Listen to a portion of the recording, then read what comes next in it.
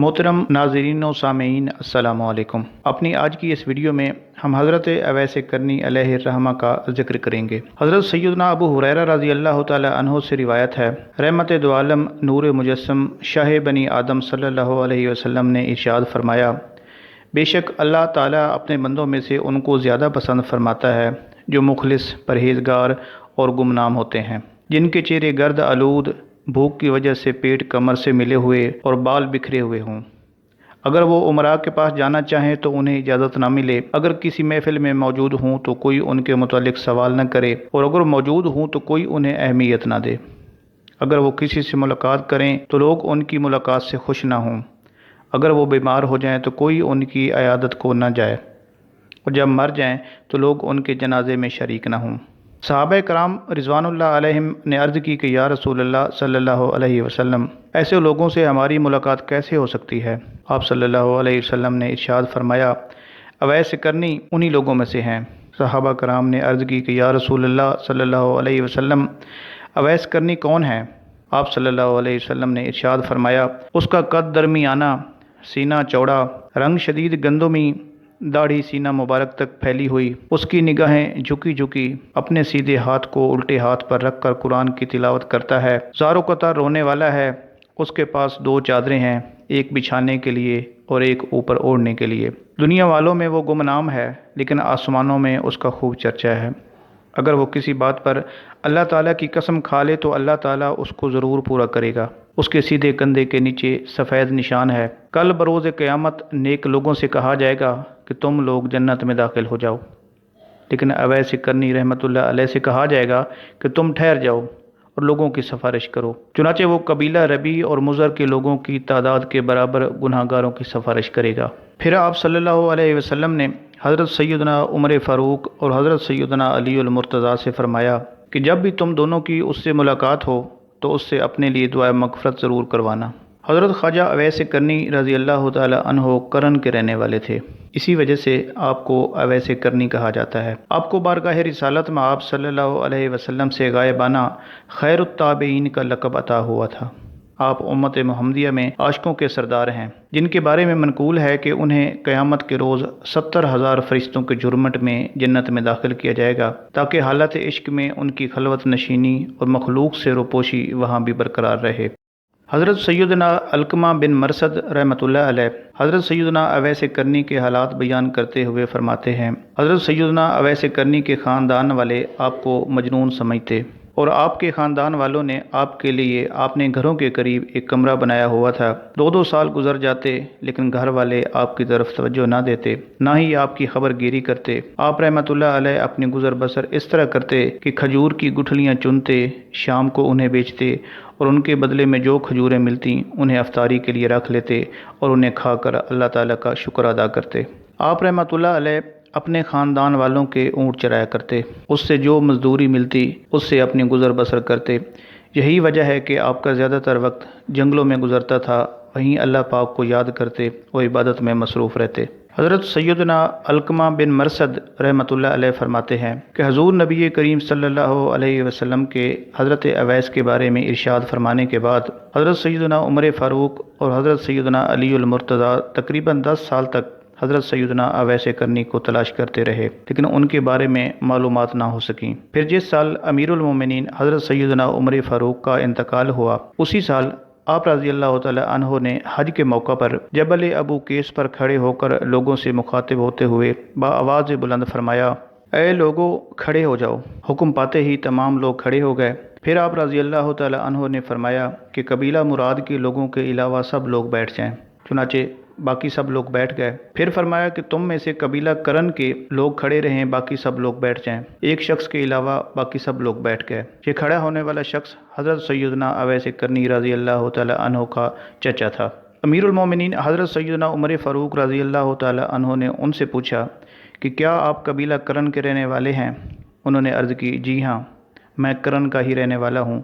پھر آپ رضی اللہ تعالی عنہ نے پوچھا، کیا آپ اویس کرنی کو جانتے ہیں؟ اس نے جواب دیا کہ حضور، آپ رضی اللہ تعالی عنہ جس اویس کرنی کے متعلق سوال کر رہے ہیں وہ تو ہمارے ہاں احمق مشہور ہے، وہ اس لائق کہاں کہ آپ رحمۃ اللہ علیہ اس کے متعلق استفسار فرمائیں، وہ تو پاگل و مجنون ہے۔ اس کی یہ بات سن کر آپ رضی اللہ تعالی عنہ رونے لگے اور ارشاد فرمایا، میں اس پر نہیں بلکہ تم پر رو رہا ہوں۔ میں نے حضور صلی اللہ علیہ وسلم کو یہ فرماتے ہوئے سنا ہے کہ اللہ تعالیٰ اویس کرنی کی شفاعت سے قبیلہ ربیع اور قبیلہ مضر کے برابر لوگوں کو جنت میں داخل فرمائے گا۔ پھر تھوڑی دیر کے بعد آپ رضی اللہ تعالی عنہ نے اس بوڑھے شخص سے پوچھا کہ تیرا وہ بھتیجا کہاں ہے؟ کیا وہ ہمارے حرم میں موجود ہے؟ اس نے جواب دیا، جی ہاں، وہ حرم شریف ہی میں موجود ہے، شاید اب وہ میدان عرفات کی طرف ہوگا۔ یہ سن کر امیر المومنین حضرت سیدنا عمر فاروق اور حضرت مولا علی المرتضیٰ فوراً میدان عرفات کی طرف چل دیے۔ جب وہاں پہنچے تو دیکھا کہ وہ عاشق صادق ایک درخت کے نیچے نماز پڑھ رہا ہے اور اونٹ اس کے ارد گرد چل رہے ہیں۔ یہ دیکھ کر حضرت سیدنا فاروق اعظم اور حضرت سیدنا علی المرتضیٰ اپنی سواریوں سے نیچے اتر آئے اور عاشق صادق کے پاس آ کر سلام کیا۔ حضرت سیدنا اویس کرنی رحمۃ اللہ علیہ نے نماز کو مختصر کیا اور نماز سے فارغ ہو کر سلام کا جواب دیا۔ امیر المومنین حضرت سیدنا عمر فاروق اور حضرت سیدنا علی المرتضیٰ نے پوچھا کہ اے شخص، تو کون ہے؟ اس نے جواب دیا کہ میں اپنی قوم کا مزدور اور چرواہا ہوں۔ آپ دونوں حضرات نے فرمایا کہ ہم تو اس سے ان چیزوں کے متعلق سوال نہیں کر رہے، بلکہ یہ بتائیں آپ کا نام کیا ہے؟ تو انہوں نے جواب دیا کہ میں عبداللہ یعنی اللہ کا بندہ ہوں۔ فرمایا، یہ تو ہم بھی جانتے ہیں کہ زمین و آسمان میں موجود تمام لوگ اللہ تعالیٰ کے ہی بندے ہیں، تم اپنا وہ نام بتاؤ جو تمہاری ماں نے تمہارا نام رکھا ہے۔ یہ سن کر حضرت سیدنا اویس کرنی نے عرض کی، آپ لوگ مجھ سے چاہتے کیا ہیں؟ تو انہوں نے ارشاد فرمایا کہ ہمارے آقا صلی اللہ علیہ وسلم نے ہمیں اویس کرنی کے متعلق چند نشانیاں بتائی ہیں۔ ہم آپ کی باتوں اور رنگت کے متعلق بتائی ہوئی نشانیاں تو آپ میں دیکھ چکے ہیں، لیکن ہمارے آقا صلی اللہ علیہ وسلم نے ایک نشانی اور بھی بتائی تھی کہ اس کے سیدھے کندھے کے نیچے ایک سفید نشان ہوگا، لہٰذا آپ رحمۃ اللہ علیہ ذرا اپنا سیدھا کندھا ہمیں دکھا دیں۔ اگر وہ نشان موجود ہوا تو ہم پہچان جائیں گے کہ آپ رحمۃ اللہ علیہ کے متعلق ہمارے مصطفیٰ صلی اللہ علیہ وسلم نے یہ خبر دی تھی۔ یہ سن کر حضرت سیدنا اویس کرنی نے اپنے کندھے سے چادر ہٹائی تو آپ کے مبارک کندھے کے نیچے وہ سفید نشان موجود تھا۔ نشان دیکھتے ہی دونوں صحابہ نے حضرت سیدنا اویس کرنی کو بوسہ دیا اور فرمایا، ہم گواہی دیتے ہیں کہ تم ہی وہ اویس ہو جس کے متعلق ہمیں حضور صلی اللہ علیہ وسلم نے خبر دی تھی۔ اللہ تعالیٰ آپ پر رحم فرمائے، آپ رحمۃ اللہ علیہ ہمارے لیے مغفرت کی دعا کریں۔ یہ سن کر حضرت سیدنا اویس کرنی رحمۃ اللہ علیہ نے عرض کی کہ میں نہ تو صرف اپنے لیے استغفار کرتا ہوں اور نہ ہی کسی فرد معین کے لیے، بلکہ میں تو ہر مومن مرد و عورت کے لیے استغفار کرتا ہوں۔ آپ لوگوں پر اللہ نے میرا حال تو منکشف کر دیا ہے، اب آپ اپنے متعلق بتائیں کہ آپ کون ہیں؟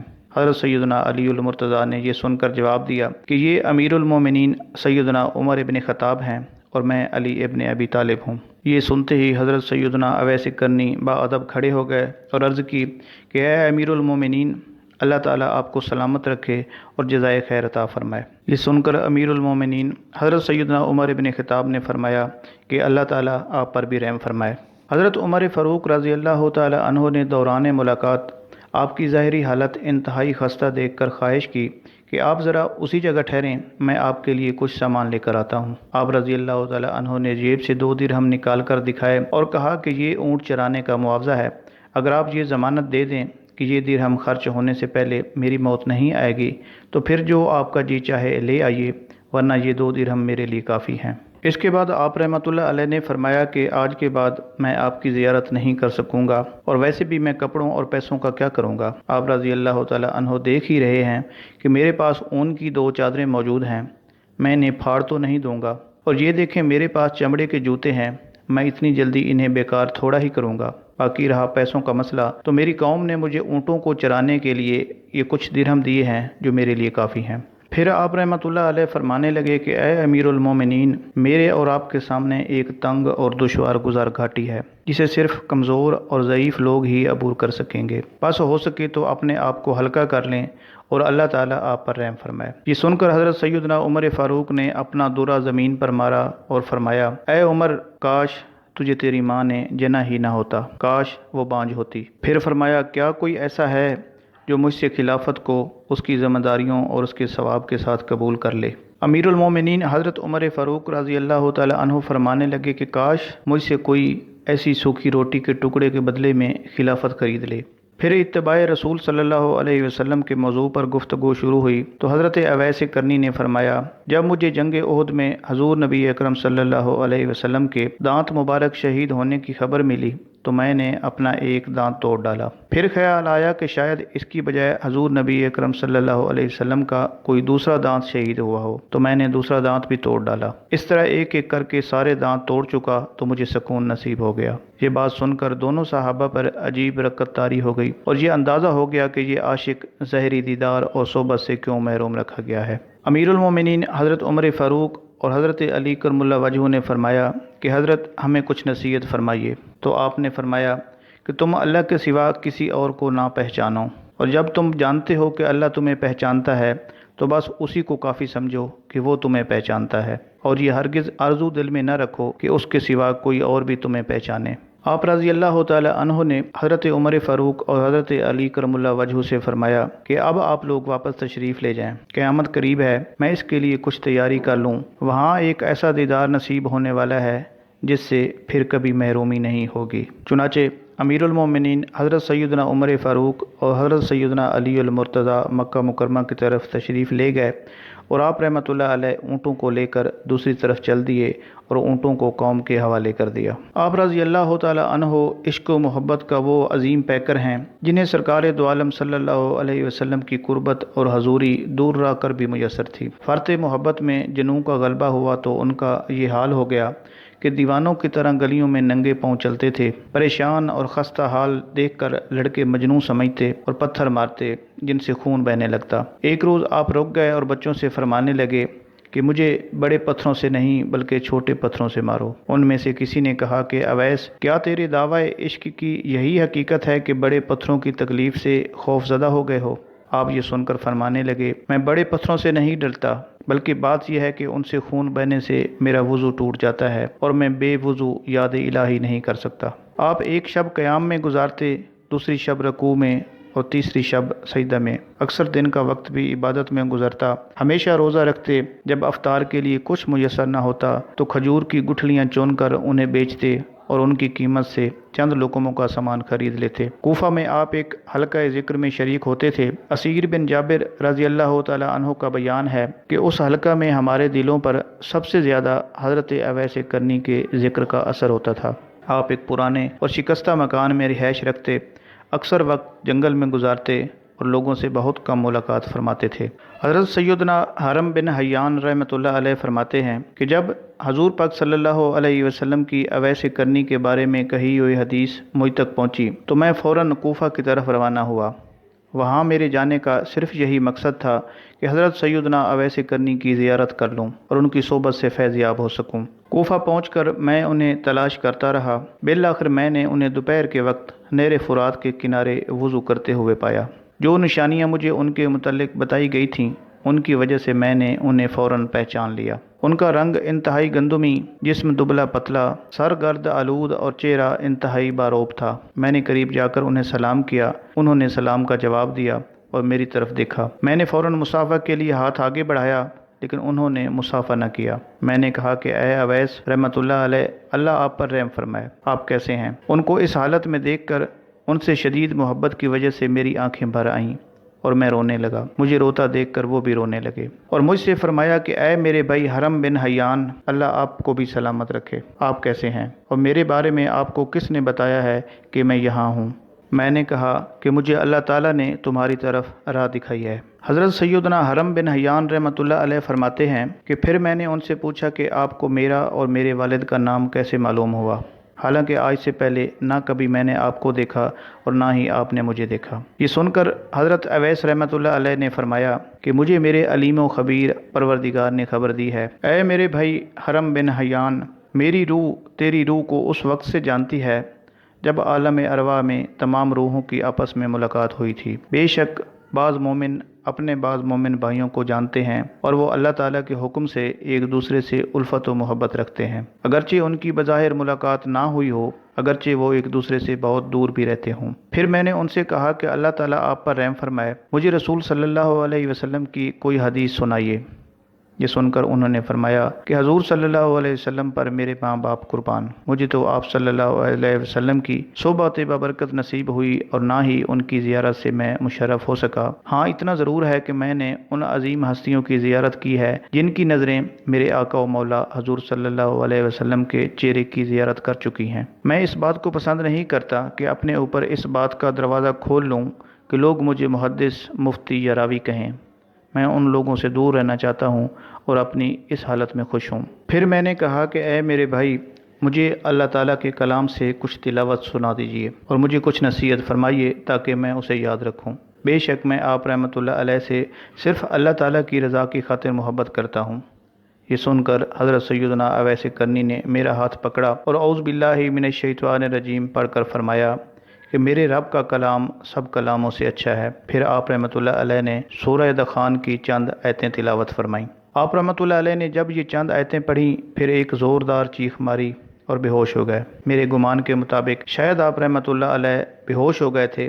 جب انہیں کچھ افاقہ ہوا تو فرمانے لگے کہ اے ابن حیان، تیرا باپ فوت ہو چکا، عنقریب تو بھی اس دنیا سے رخصت ہو جائے گا، پھر یا تو تیرا ٹھکانہ جنت میں ہوگا یا پھر معاذ اللہ جہنم میں۔ اے ابن حیان، تیرا باپ حضرت سیدنا آدم علیہ السلام اور تیری ماں حضرت سیدنا حوا رضی اللہ تعالی عنہا اس دنیا فانی سے جا چکے۔ حضرات انبیاء کرام، حضرت سیدنا نوح علیہ السلام، حضرت سیدنا ابراہیم خلیل اللہ، حضرت سیدنا موسیٰ کلیم اللہ، حضرت سیدنا داؤد علیہ السلام اور ہمارے پیارے آقا مصطفیٰ صلی اللہ علیہ وسلم بھی اس دنیا سے زہری پردہ فرما چکے۔ خلیفہ اول امیر المومنین حضرت سیدنا صدیق اکبر کا بھی انتقال ہو گیا، اور میرے بھائی اور دوست خلیفہ ثانی امیر المومنین حضرت سیدنا عمر فاروق کا بھی وصال ہو گیا۔ جب میں نے یہ سنا تو فوراً کہا کہ حضور، یہ آپ رحمۃ اللہ علیہ کیا فرما رہے ہیں؟ حضرت سیدنا عمر فاروق تو ابھی حیات ہیں، ان کا ابھی وصال نہیں ہوا۔ یہ سن کر آپ نے فرمایا کہ مجھے میرے پروردگار نے خبر دی ہے اور میرا دل اس بات کی گواہی دیتا ہے کہ ان کا انتقال ہو چکا ہے۔ عنقریب میں اور آپ بھی اس دنیا فانی سے رخصت ہو جائیں گے۔ پھر آپ رحمۃ اللہ علیہ نے حضور صلی اللہ علیہ وسلم کی بارگاہ اقدس میں درود و سلام بھیجا اور آہستہ آہستہ دعائیں مانگنا شروع کر دیں۔ پھر فرمایا کہ میری ایک نصیحت ہمیشہ یاد رکھنا۔ اللہ کی کتاب قرآن مجید میں اللہ پاک کے تمام احکامات آ چکے۔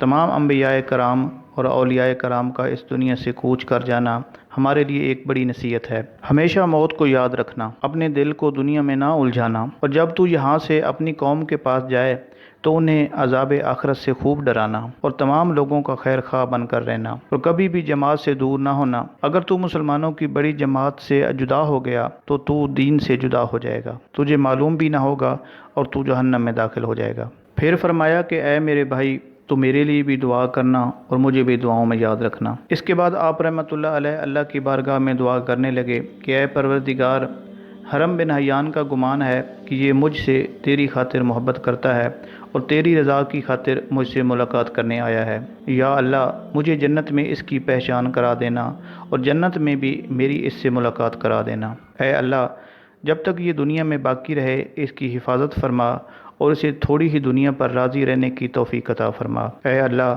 اسے جو نعمتیں تو نے عطا کی ہیں ان پر شکر کرنے والا بنا دے، ہماری طرف سے اسے خوب بھلائی عطا فرما۔ پھر مجھ سے فرمایا کہ اے ابن حیان، تجھ پر اللہ کی رحمت ہو اور خوب برکت ہو، آج کے بعد میں تجھ سے ملاقات نہ کر سکوں گا۔ بے شک میں شہرت کو پسند نہیں کرتا، جب میں لوگوں کے درمیان ہوتا ہوں تو سخت پریشان اور غمگین رہتا ہوں، بس مجھے تو تنہائی بہت پسند ہے۔ آج کے بعد تو میرے متعلق کسی سے نہ پوچھنا اور نہ ہی مجھے تلاش کرنا، میں ہمیشہ تجھے یاد رکھوں گا، اگرچہ تم مجھے نہ دیکھو گے اور میں تجھے نہ دیکھ سکوں گا۔ میرے بھائی، تو مجھے یاد رکھنا، میں تجھے یاد رکھوں گا، میرے لیے دعا کرتے رہنا۔ اللہ تعالیٰ نے چاہا تو میں تجھے یاد رکھوں گا اور تیرے لیے دعا کرتا رہوں گا۔ اب تو اس سمت چلا جا اور میں دوسری سمت چلا جاتا ہوں۔ یہ کہہ کر آپ رحمۃ اللہ علیہ ایک طرف چل دیے۔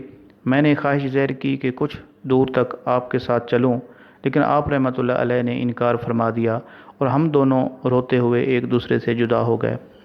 میں بار بار آپ رحمۃ اللہ علیہ کو مڑ مڑ کر دیکھتا رہا، یہاں تک کہ آپ ایک گلی کی طرف مڑ گئے۔ اس کے بعد میں نے آپ کو بہت تلاش کیا، لیکن آپ رحمۃ اللہ علیہ مجھے نہ مل سکے اور نہ ہی کوئی ایسا شخص ملا جو مجھے آپ رحمۃ اللہ علیہ کے متعلق کوئی خبر دیتا۔ ہاں، اللہ تعالیٰ نے مجھ پر یہ کرم کیا کہ مجھے ہفتے میں ایک دو مرتبہ خواب میں آپ رحمۃ اللہ علیہ کی زیارت ضرور ہوتی ہے۔ محترم ناظرین، حضرت اویس کرنی رحمۃ اللہ علیہ ایک سچے عاشق رسول تھے۔ اللہ تعالیٰ کی ان پر رحمت ہو اور ان کے صدقے اللہ پاک ہماری بھی مغفرت فرمائے۔ اللہ سے دعا ہے کہ اللہ پاک میرا آج کا یہ بیان کرنا اور آپ لوگوں کا سننا اپنی بارگاہ اقدس میں قبول فرمائے۔ اپنا خیال رکھیے گا، دعاؤں میں یاد رکھیے گا۔ اللہ حافظ۔